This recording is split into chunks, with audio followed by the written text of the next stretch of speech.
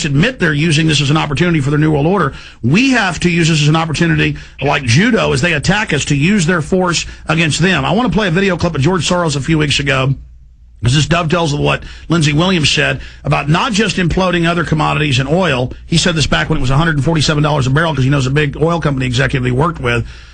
He said it was going to drop down below 50. It's gone as low as 33. It's right up at 40 right now. And if he said a year and a half down the road, they would go back into hyperinflation. To bankrupt Russia, bankrupt Venezuela, bankrupt Canada, bankrupt the oil fields of Texas and Oklahoma. So they're doing this to create a depression while they hyperinflate and buy everything up. So let's go ahead and play that clip and get Bob Chapman's take on this. Here is George Soros admitting that, it's okay that oil's plunging. This is being used basically as a weapon to bring down the Arab states and other nations. Here it is.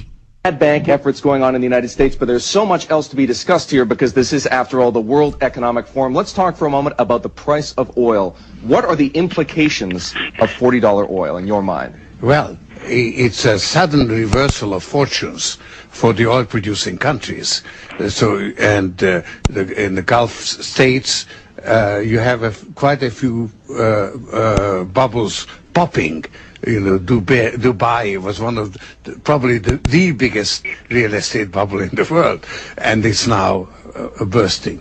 However, it's not all bad news, because the major oil-producing countries have been the enemies of the prevailing world order: Venezuela, Iran, Russia. And it's not so easy to finance a Bolivarian revolution with $40 oil. So I think Venezuela is Chavez, probably his days are numbered. And in Iran, I think that he's not going to last a year. I may be wrong, but I mean, he's under considerable duress, and his influence is going to decline. In Iran, Ahmadinejad is up for elections in 2009, and unless he can provoke some incident, or I think that he's liable to also be defeated, and you may have a more reasonable regime with whom you can. Now, Russia is more troubling, because you see, Putin has been using oil for a number of reasons to re-establish Russia's geopolitical influence, to enrich the rulers, to maintain themselves in power, and to bribe the rulers of the neighboring countries to gain control over their gas.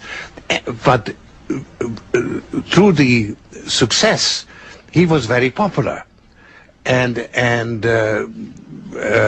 not so easy now.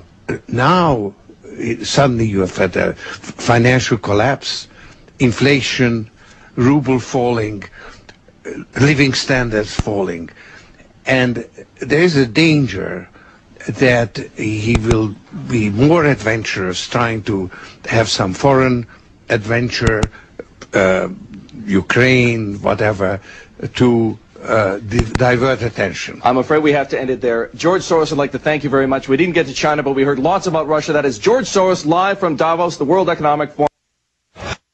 Now, understand, this is the perfect plan. Destroy the economy, destroy oil, consolidate everything. The banks hoard the bailout money given to them by every European and Western nation, including the U.S. and Canada, in over $20 trillion total, just $9.7 trillion here in the United States alone of our tax money.